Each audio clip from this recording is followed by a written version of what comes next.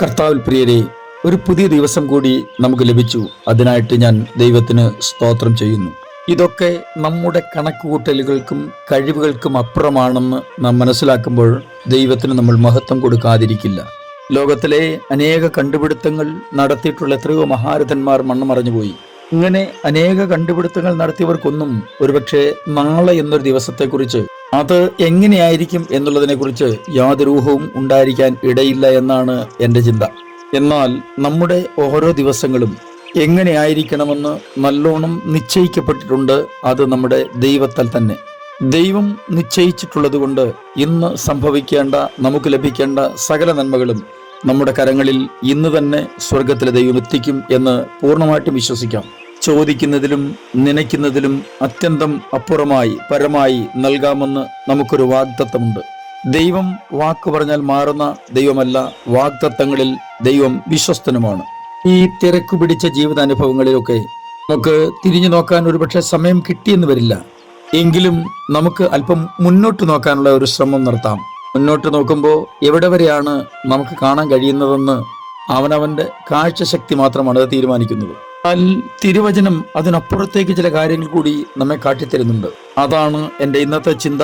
ഇന്നും നമുക്ക് യേശുവിനോട് കൂടെ യാത്ര തുടരാം. ചില നിമിഷങ്ങളിലെ തുടർധ്യാനത്തിനായി അപ്പോസ്തലനായ പൗലോസ് കൊരിന്ത്യർക്ക് എഴുതിയ 1-ാം ലേഖനം 3-ാം അധ്യായം 14-ാം വാക്യം വായിക്കട്ടെ. ഒരുത്തൻ പണിത പ്രവൃത്തി നിലനിൽക്കും എങ്കിൽ അവന് പ്രതിഫലം കിട്ടും. ചെയ്ത ജോലികൾക്ക് അർഹിക്കുന്ന വേതനം ലഭിക്കാത്ത എത്രയോ ലക്ഷം ആളുകൾ ഈ ലോകത്തിൽ ഇന്നുണ്ടെന്നറിയാമോ? അവരിൽ പലരും അരപ്പട്ടിണിക്കാരാണ്. എന്നാൽ നീതിക്ക് വേണ്ടി ആരുടെയും മുമ്പിൽ അവർക്ക് കൈനീട്ടാൻ കഴിയില്ല. കൈനീട്ടിട്ട് പലപ്പോഴും പ്രയോജനമില്ല എന്ന് അവർക്ക് ബോധ്യപ്പെട്ടിട്ടുമുണ്ട്. അവർക്ക് ആവശ്യമായിരിക്കുന്നത് അവർ ചെയ്ത ജോലിയുടെ, ചെയ്ത പ്രവൃത്തിയുടെ കൂലി അല്ലെങ്കിൽ പ്രതിഫലമാണ്. എന്നാൽ വേദപുസ്തകം പഠിക്കുമ്പോൾ നമുക്ക് മനസ്സിലാക്കാൻ കഴിയുന്ന അതിപ്രധാനമായ ഒരു കാര്യം, ഇവിടെ മനുഷ്യനായി പിറന്ന ഏതൊരാൾക്കും അവരുടെ പ്രവൃത്തിയുടെ പ്രതിഫലം ലഭിക്കും എന്ന് വാസ്തവമായിട്ട് നമ്മൾ മനസ്സിലാക്കണം. ദൈവത്തിന്റെ വചനമാണ് ഉറപ്പ് തരുന്നത്. വചനത്തിലെ ഒടുവിലത്തെ പുസ്തകമായ വെളിപ്പാട് പുസ്തകം 22-ാം അധ്യായം 12-ാം വാക്യത്തിൽ ഇങ്ങനെയാണ് എഴുതിയിരിക്കുന്നത്: ഇതാ ഞാൻ വേഗം വരുന്നു, ഓരോരുത്തന് അവനവന്റെ പ്രവൃത്തിക്ക് തക്കവണ്ണം കൊടുപ്പാൻ പ്രതിഫലം എൻ്റെ പക്കൽ ഉണ്ട്. ഇവിടെ അപ്പോസ്തലനായ പൗലോസ് പറയുന്നത് നമ്മുടെ സ്വർഗീയമായ വാസസ്ഥലത്തെക്കുറിച്ചാണ്.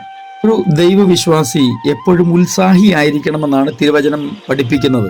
നമ്മുടെ മനോഭാവം നിസ്വാർത്ഥമായിരിക്കണം. നമ്മുടെ ജീവിതത്തിന്റെ ലക്ഷ്യം ദൈവത്തിന്റെ നാമത്തിന്റെ മഹത്വം വെളിപ്പെടുത്തുക എന്നുള്ളതായിരിക്കണം.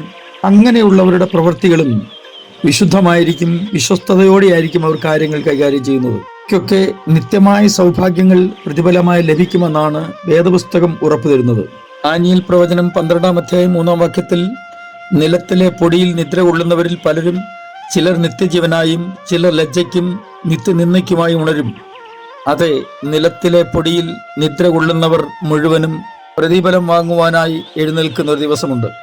ഡോക്ടർ ഡി ഹാരി റിമ്മർ എന്ന ദൈവദാസൻ സ്വർഗത്തിലെ നമ്മുടെ വാസസ്ഥലത്തെ പറ്റി ഇങ്ങനെയാണ് പറഞ്ഞിരിക്കുന്നത്: കർത്താവിന് വേണ്ടി ഇവിടെ നമ്മൾ കൂടുതൽ പ്രവർത്തിക്കും തോറും സ്വർഗത്തിൽ നമുക്ക് വേണ്ടി പണിയപ്പെടേണ്ട വീടുകൾക്ക് ആവശ്യമായ സാധന സാമഗ്രികളാണ് അതിന്റെ പ്രതിഫലമായിട്ട് അവിടെ ഉണ്ടാക്കുന്നത്.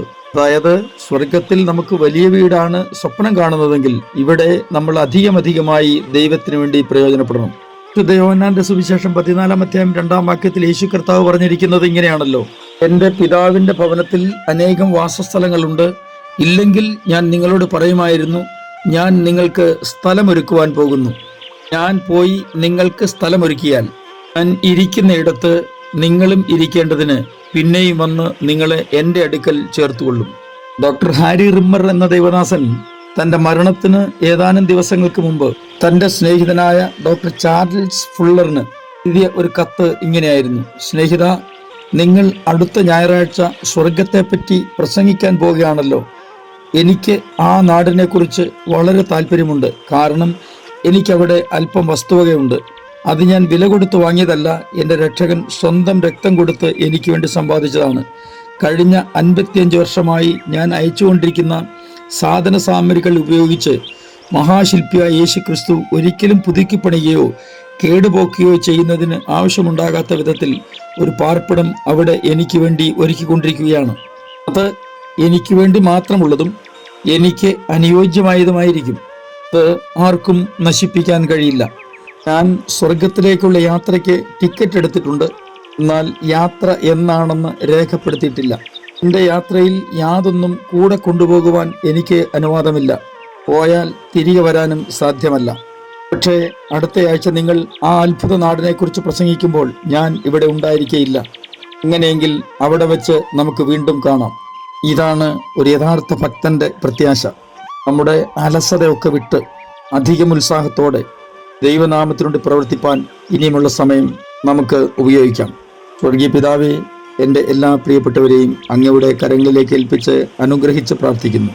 ഞങ്ങളുടെ ജീവകാലത്ത് അങ്ങയുടെ വചനപ്രകാരം ജീവിച്ച് അങ്ങയുടെ നാമത്തിന് മഹത്വത്തിനായി പ്രവർത്തിപ്പാൻ ഞങ്ങളെ സഹായിക്കണമേ. യേശു ക്രിസ്തുവിൻ്റെ പുണ്യനാമത്തിൽ തന്നെ ആമേൻ.